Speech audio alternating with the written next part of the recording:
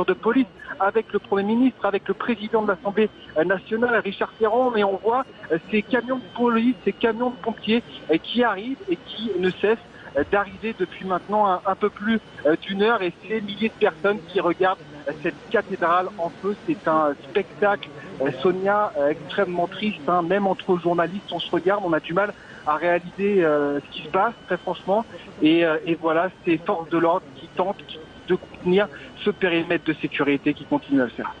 Oui, Samy, c'est la même sidération et tristesse évidemment sur le plateau et un petit peu partout. On l'a dit, en France et bien au-delà, parce que ce drame, ce que nous vivons là, c'est-à-dire en direct la destruction d'un patrimoine mondial, touche évidemment le cœur des catholiques, mais pas seulement, il touche les Français et bien au-delà. Il y a en ce moment même des réactions de par le monde entier. Il y a les responsables politiques, les leaders, les présidents qui s'expriment, et puis j'allais dire des anonymes de partout qui soulignent l'importance de ce symbole civilisationnel, de rapprochement également des cultures et des religions.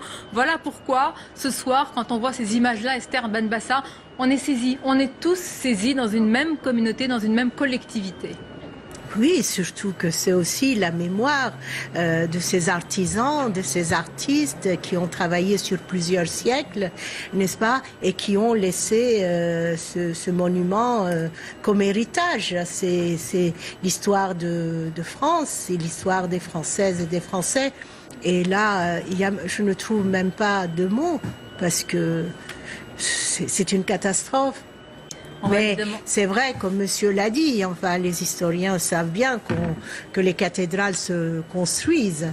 Mais elles sont éternelles. Et je ne sais pas si elles sont éternelles, mais là, qu'on ait la foi ou pas, qu'on soit chrétien ou pas, qu'on soit catholique ou pas, et nous sommes devant ce monument endeuillé. Nous sommes endeuillés. On va faire réagir évidemment tout le monde sur ce plateau. Je vais vous faire réagir avec également notre chef du service politique, Damien Fleuron, dans quelques instants, parce qu'Emmanuel Macron, à l'heure actuelle, avec le Premier ministre, est enfermé à la préfecture de police. Il prépare, ou en tous les cas, il prend connaissance évidemment de l'ampleur de la situation pour une allocution qui n'était pas du tout celle qui est prévue, vous allez nous en parler, mais une allocution importante ce soir, parce que les mots seront pesés, seront scrutés par rapport à un tel symbole.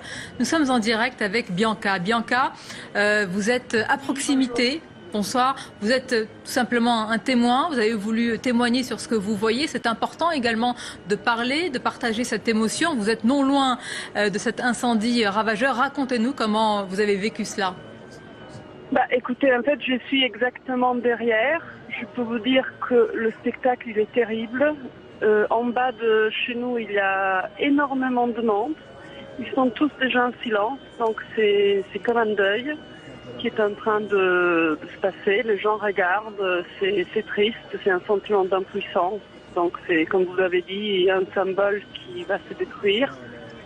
Et il n'y a pas beaucoup de mots, en fait, malheureusement. Vous avez raison, Bianca, il n'y a pas beaucoup de mots, mais vous avez utilisé un mot qui frappe à l'instant. Vous avez dit le mot deuil, comme si on perdait une part de nous aussi ce soir, malheureusement en direct sur les écrans.